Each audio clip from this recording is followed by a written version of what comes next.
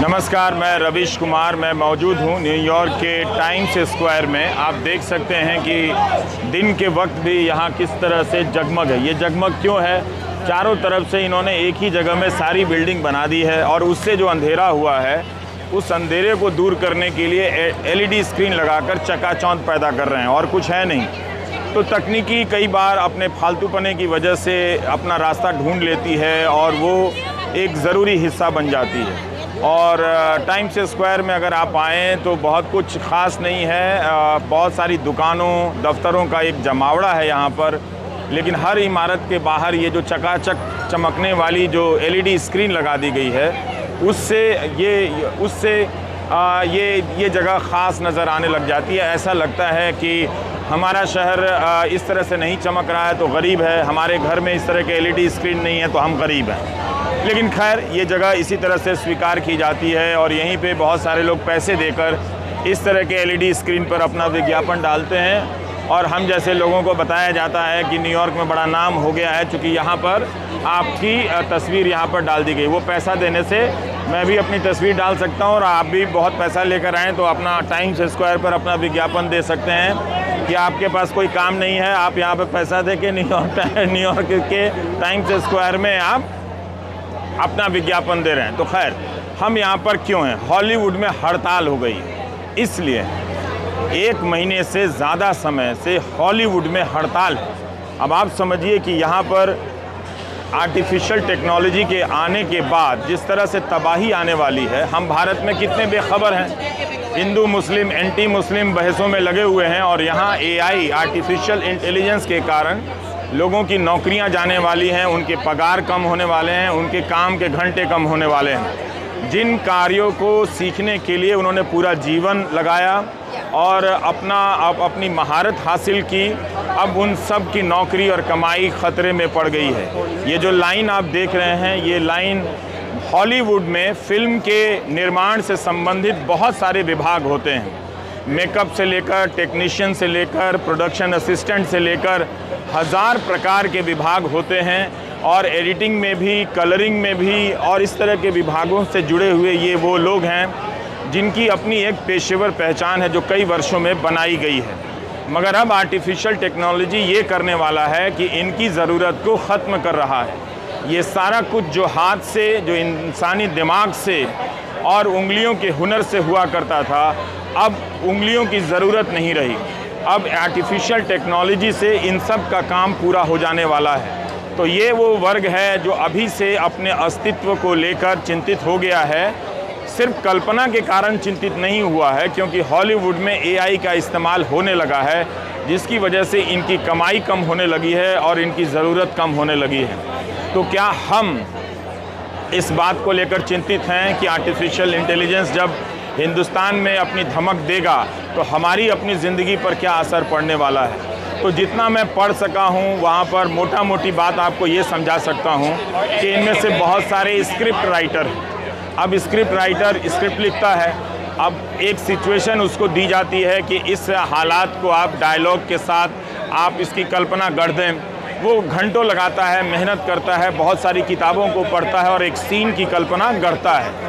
मगर अब क्या होगा कि चैट जीपीटी इस तरह की जो टेक्नोलॉजी आई है उससे स्क्रिप्ट राइटर की ज़रूरत ख़त्म हो जाती है। वो 10-12 विकल्प पेश कर देगा डायरेक्टर के पास स्क्रिप्ट के या फिर किसी सीन के विवरण का बहुत सारा विकल्प होगा। तो इस तरह से इनकी कमाई यहाँ पर कम हो जाएगी। अब इनमें से मेकअप आर्टिस्ट हैं। अब एआई जो है, मान लीजिए कि मैं एंकर हूँ, मेरी एक तस्वीर लेगा और उस एक तस्वीर से हाव भाव से वो कई रूप बना देगा कि जैसे मैं न्यूयॉर्क टाइम्स स्क्वायर पर भी हूँ या फिर मैं कहीं इंग्लैंड में हूँ या फिर जापान में हूँ और अलग अलग सीन पे एक एक्टर को अलग अलग सीन करने के लिए अलग अलग जगहों पर जाना होता है। मगर एआई की टेक्नोलॉजी के कारण एक ही जगह पर तस्वीर लेकर उस एक्टर का हम कई बार इस्तेमाल कर सकते हैं। तो अगर आप एआई से एक्टर को से एक्टिंग करा लेंगे तो फिर क्या होगा? तो मेकअप आर्टिस्ट की ज़रूरत नहीं रह जाएगी, तो वो बेकार हो जाएंगे जो उन्होंने अपना हुनर सीखा था। और इसी तरह से जो एक्टर है सिनेमा में केवल सुपरस्टार नहीं होता, बल्कि सुपरस्टार भी इस AI से प्रभावित हैं, क्योंकि उनका चेहरा एक बार इस्तेमाल किया जाएगा और पूरे दिन उस चेहरे से AI के ज़रिए काम कराया जाएगा। तो अभी ये बात होने लगी है कि आधे दिन की ही पगार दी जाएगी। इसलिए यहाँ पर फिल्म निर्माण से जुड़े तमाम लोग मिलकर 1 महीने से हड़ताल कर रहे हैं। किसके खिलाफ? वार्नर ब्रॉस के खिलाफ, नेटफ्लिक्स के खिलाफ, अमेज़न प्राइम के खिलाफ। ये जो बड़े बड़े प्रोड्यूसर हैं जो सिनेमा बनाते हैं, सिनेमा रिलीज़ करते हैं, जो कमीशन करते हैं, इनसे एक झगड़ा चल रहा है कि हमारी पगार को सुनिश्चित करो। कितना पैसा दोगे? हर साल 11% की वृद्धि होनी चाहिए, पर ये लोग कह रहे हैं 5% से ज़्यादा वृद्धि नहीं देंगे। इसका मतलब ये हुआ कि 2023 में जो कमा रहे हैं उनकी असली कमाई 2020 के बराबर होगी, तो कमाई घट गई। दूसरा, उनकी ज़रूरत कम हो गई।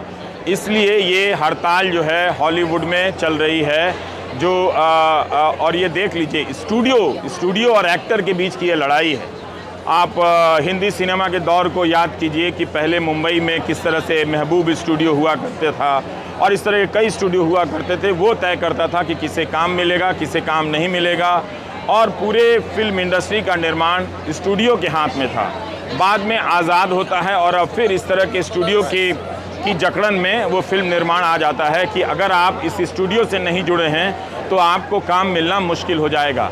अब इन सब की दिहाड़ी से लेकर मासिक और सालाना कमाई प्रभावित होने वाली है, जिसे करने के लिए, हासिल करने के लिए लोगों ने ज़िंदगी अपनी बनाई है। आप कल्पना कीजिए कि मैं एक्टर हूं, जो कि नहीं हूं। हमारे देश में तो अभी एक ही एक्टर हैं, वो किसी भी विषय पर एक्टिंग कर देते हैं। और तो मान लीजिए उन्हीं की तस्वीर बना ली गई, एक्टर की तस्वीर बना ली गई। सिनेमा का एक प्लॉट है और एक्टर को अलग अलग भावों का प्रदर्शन करना है। तो अलग अलग भावों का प्रदर्शन करने के लिए आपको अलग अलग तरह के मेकअप चाहिए, अलग अलग तरह की लाइटिंग चाहिए, अलग अलग तरह की ध्वनियाँ चाहिए, और उसे रिकॉर्ड करने वाला रिकॉर्डिस्ट चाहिए।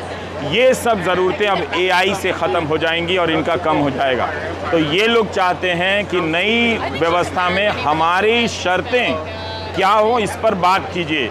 अगर आप मेरी तस्वीर लेकर पूरे दिन अगर आप उसका इस्तेमाल करते हैं, 10 लोकेशन पर इस्तेमाल करते हैं, डिजिटल कॉपी करते हैं, तो उसकी कॉपीराइट किसके पास होनी चाहिए, उसकी रॉयल्टी किसके पास होनी चाहिए। ये सब नए नए मसलों को लेकर यहाँ पर आंदोलन हो रहा है। ये समस्या एक दिन बॉलीवुड में भी पहुँचने वाली है और उससे जुड़े लाखों लोगों की ज़िंदगी प्रभावित होने वाली है जो सीरियल इंडस्ट्री से जुड़े हुए हैं। मगर हम अभी सो रहे हैं एंटी मुस्लिम डिबेट टेलीविज़न पर देखकर, एक अलग ही हिंदू सुख की कल्पना में अपने आप को ले गए हैं। यहाँ पर लोग जाग गए हैं कि आर्टिफिशियल टेक्नोलॉजी जो आया है वो अब क्या करने वाला है। तो अब आप देखिए कि ये कह रहे हैं कि अगर AI इतनी ज़रूरत है, एक बोर्ड पर लिखा है, तो स्टूडियो के जो मालिक हैं उन्हीं को हटा दो, उनकी क्या ज़रूरत है। स्टूडियो का जो एग्जीक्यूटिव ऑफिसर है, CEO है, उसको हटा दो, उसकी भी क्या ज़रूरत है। वो काम भी AI कर लेगा। दरअसल AI जो है वो मालिकों की बादशाहत काम करने के लिए आया है कि जहाँ जो मालिक की स्थिति में है वो बचा रह जाएगा, और जो कामगार है, जो मज़दूर है, जो मेहनत कश है, जो कलाकार है, वो सब गायब कर दिया जाएगा। इसीलिए यहाँ टाइम्स स्क्वायर पर ये हड़ताल आपको नज़र आ रही है। तो अमेरिका में भी लोग अपने हितों को लेकर सड़कों पर उतरते रहते हैं। ऐसी बात नहीं है कि हम इस समाज के बारे में ऐसी धारणा बना लेते हैं कि यह समाज केवल बर्गर खा रहा है। नागरिक हितों और अपने मजदूरी के हितों से इसे कोई लेना देना नहीं है, जो कि गलत है। पिकेटिंग इसे कहते हैं। इस पिकेटिंग के भीतर कौन आएगा, इनकी क्या अधिकार हैं, ये किस हद तक प्रदर्शन कर सकते हैं, इन सब बातों को लेकर पूरी जानकारी दी जाती है, तब यहाँ पर आते हैं। तो इतने लोग हॉलीवुड से जुड़े हुए लोग जो हैं, उत्पादन से जुड़े हुए, टाइम्स स्क्वायर पर आए हैं और हम आपको ये लेकर आए हैं क्योंकि हम यहाँ पर थे वाइल वी वॉच्ड के सिलसिले में। तो हमें लगा कि ये इसकी जानकारी आपको दी जानी चाहिए कि भारत में भी ये दिन आने वाला है और ये लड़ाई बहुत लंबी चल गई है। 1 महीने से ये लड़ाई चल रही है कि लोग अपने अधिकारों को कैसे सुनिश्चित करेंगे, अपनी कमाई को कैसे सुनिश्चित करेंगे। तो फिल्म इंडस्ट्री से जुड़े हुए लोग इस AI टेक्नोलॉजी से बेकार हो रहे हैं। गोदी मीडिया के पत्रकारों को भी समझ लेना चाहिए कि उनका काम उनसे बेहतर बहुत जल्दी एआई करने वाला है, तो वे अपने आप को एआई की तरह ना बरतें। वो हो गए हैं एआई, क्योंकि फीड कर दिया जाता है एक आइडियोलॉजिकल, और वो फिर वो उसी को बकने लग जाते हैं। तो बेहतर है कि जल्दी से संभल जाएं, वरना एआई उनको भी रिप्लेस करने वाला है। ये सिर्फ टेलीविज़न इंडस्ट्री का संकट लेकर नहीं आ रहा है, ये मीडिया का भी संकट लेकर आ रहा है। तो आप देख सकते हैं कि लाइन कितनी लंबी है यहाँ पर, और इस वक्त टाइम्स स्क्वायर में हज़ारों की संख्या में हॉलीवुड से जुड़े हुए लोग जमा हुए हैं, जो अलग अलग काम करते हैं। साउंड रिकॉर्डिस्ट हैं, लाइटमैन हैं, कैमरा पर्सन हैं, और मेकअप मैन हैं, फिल्म कलाकार हैं, बहुत सारे कलाकार हैं, सिद्धहस्त कलाकार हैं, और स्क्रिप्ट लिखने वाले हैं, संवाद लिखने वाले हैं, ध्वनियाँ बनाने वाले हैं, म्यूज़िक हैं, संगीतकार हैं। ये सब एक झटके में बेकार होने वाले हैं, और उसकी शुरुआत हो रही है। इनकी कमाई अब आधी होने वाली है। तो लड़ाई चल रही है जो फिल्म निर्माताओं का संगठन है उसके साथ, और ये लोग अपने हकों के लिए यहाँ पर जमा हुए हैं। तो ये टाइम्स स्क्वायर है, आप देखिए इसकी चकाचौंध में इसकी चकाचौंध के पीछे जिस इंडस्ट्री का सबसे बड़ा हाथ था, जिस इंडस्ट्री के पैदा किए गए किरदारों का सबसे बड़ा हाथ था, आज उसी टाइम्स स्क्वायर में इस इंडस्ट्री के लोग अपने बेकार हो जाने के लिए और अपने गैर ज़रूरी अपनी ज़रूरत समाप्त हो जाने की चिंता के खिलाफ जमा हुए हैं। तो जो चमक आप पैदा करते हैं वही चमक आपकी ज़िंदगी में अंधेरा भी लेकर आता है। तो इस बात का ध्यान रखिएगा। और ये प्रदर्शन अब शुरू हो रहा है। हम चाहते हैं कि थोड़ा वीडियो आप भी देखें, और हमें अब विदा लेने का समय है। मगर ये बहुत दिलचस्प लड़ाई है, बहुत ही दिलचस्प हड़ताल है इस वक्त जो दुनिया के इस हिस्से में हो रही है, जिस शहर में हर दूसरा आदमी आर्टिफिशियल टेक्नोलॉजी का या तो इस्तेमाल करने लगा है या फिर इसके ख़तरों की बात करने लगा है। और वो ख़तरा कैसा आएगा वो यहाँ पर दिख रहा है, जो कि भारत में अभी दिखाई दे उस बात ही नहीं हो रही है। यहाँ पर आप देख सकते हैं कि कितनी बड़ी संख्या में लोग जो हैं वहाँ पर देख रहे हैं। अब ये क्या कर रहे हैं, ये नैस्डैक है। अब इसकी तस्वीरें यहाँ ली जा रही हैं। तो एक तरफ बाज़ार चमक रहा है और दूसरी तरफ उस बाज़ार जिस समाज में है उसकी ज़िंदगी में एक किस्म का नया अंधेरा आ रहा है। उनकी कमाई कम हो रही है, कमाई जा रही है। इतने सारे लोगों पर बेरोज़गार होने का संकट है। ये एआई, आर्टिफिशियल टेक्नोलॉजी, फिल्म और मीडिया से जुड़े लोगों की ज़िंदगी में लेकर आ रहा है। आप इस्तेमाल करना सीख सकते हैं, लेकिन ऐसा नहीं है कि इन्हें इस्तेमाल करना नहीं आता है। जब कलाकार ही कंप्यूटर से पैदा किया जाने लगेगा तो इंसान ने अपनी जो कलात्मक अभिव्यक्तियों को पैदा किया है उसका क्या होगा। मेरी कोशिश यही होती है कि चूँकि अब मैं रवीश कुमार ऑफिशियल यूट्यूबर हूँ, तो इसलिए जहाँ भी जाऊँ वहाँ घूमने के बजाय काम करूँ और उसे एक अपने लिए अवसर में बदलूँ, आप दर्शकों के लिए अवसर में बदलूँ, क्योंकि हमारे पास संसाधन बहुत कम होते हैं। यूट्यूब में जाने के कारण दुनिया को जानने का जो तरीका है, देश को जानने का तरीका है, वो एक तरह से सीमित होता जाता है। इसलिए मैं यहाँ घूम नहीं रहा हूँ, वाइल भी वॉच के लिए आया था, लेकिन मैं लगातार काम कर रहा हूँ और इसीलिए इस हड़ताल में आया हूँ दिखाने के लिए कि किस तरह से लोग यहाँ पूरे उत्साह के साथ जमा हुए हैं। और एक महीने से ये हड़ताल चल रही है, मगर किसी का चेहरा, किसी का हाथ थका हुआ नज़र नहीं आता है। और लोग यहाँ पर रजिस्ट्रेशन करा रहे हैं, पंजीकरण करा रहे हैं और छुपकर नहीं आ रहे हैं। यही नहीं, दूसरे पेशे के लोग जिनका फिल्म निर्माण से संबंध नहीं है वो यहाँ आ रहे हैं। हम सबको समझना पड़ेगा कि ये लड़ाई क्यों महत्वपूर्ण है। ये लड़ाई हो रही है कम मजदूरी के खिलाफ, यानी लगातार महंगाई की तुलना में आपका पगार कम होता जा रहा है। भारत में भी ऐसे लोगों की संख्या अब बहुत बड़ी हो चुकी है जिनकी कमाई साल दर साल घटती चली जा रही है महंगाई के अनुपात में। इसलिए ये लड़ाई बहुत महत्वपूर्ण है कि यहाँ पर जो हॉलीवुड, जो अरबपतियों का साम्राज्य कहा जाता है, जिसकी अमीरी, जिसकी शोहरत देखकर दुनिया गश खाकर गिर जाती है, उसका अंधेरा बाहर निकल कर आया है। और हज़ारों की संख्या में लोग यहाँ पर नजर आए हैं जो अपनी मजदूरी बढ़ाने की मांग कर रहे हैं। कम मजदूरी पर काम करने की दुनिया के खिलाफ ये लड़ाई है और इस लड़ाई का नारा है कि सॉलिडारिटी बहुत ज़रूरी है। यूनियन हमें मजबूत बनाता है। हम सबको बताया जाता है कि अमेरिका पूंजीवादी देश है, यहाँ यूनियन ख़त्म हो गया है, यूनियन का मतलब कम्युनिस्ट होना है। लेकिन यहाँ पर आप देखिए कि कितना बड़ा यूनियन है हॉलीवुड के भीतर, जो 1 महीने से हड़ताल को संचालित कर रहा है। यूनियन की एक्टिविटी को फिर से समझने की ज़रूरत है, उसकी ज़रूरत को महसूस करना, देखने की भी ज़रूरत है कि आज यूनियन क्यों इतना ज़रूरी है, क्योंकि लोगों के पगार नहीं बढ़ रहे हैं। यहाँ पर फिल्म अभिनेता से लेकर हर कोई आया है, इसलिए हॉलीवुड में चल रही है हड़ताल हर नज़रिए से महत्वपूर्ण है। आप इस हड़ताल को अनदेखा नहीं कर सकते। यहाँ के अखबारों में भर भर पन्ना इस हड़ताल के बारे में रोज़ छप रहा है अलग अलग पहलुओं से। मंच पर देखिए तो हमें बताया गया कि हॉलीवुड और यहाँ के टेलीविज़न इंडस्ट्री के बहुत ही सिद्धहस्त कलाकार मौजूद हैं और वो हड़ताल में आए हैं।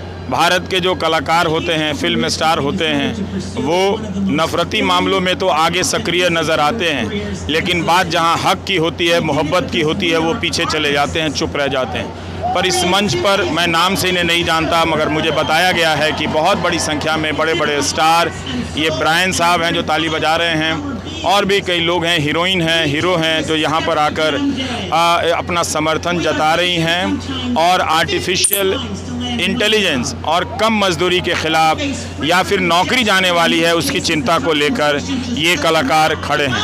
हमारे फिल्म कलाकारों को देखकर लगता है कि दिन दुनिया से कोई मतलब नहीं, मगर यहाँ आप देख सकते हैं इस हड़ताल के ज़रिए कि वो कितना ख़तरा उठा रहे हैं उन्हीं स्टूडियो के ख़िलाफ़, उन्हीं बड़े बड़े डिस्ट्रीब्यूटर के ख़िलाफ़ जिनके ज़रिए इनका प्रोग्राम जाता है।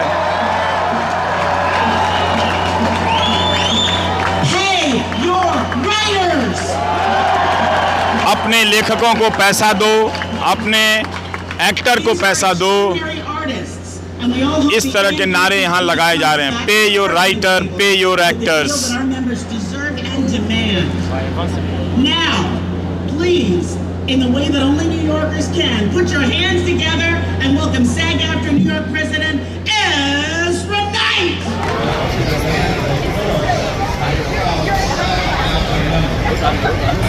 यस, आप बहुत प्रदर्शन कर रहे हैं, जोश में हैं, तो हमने भी साथ दे दिया।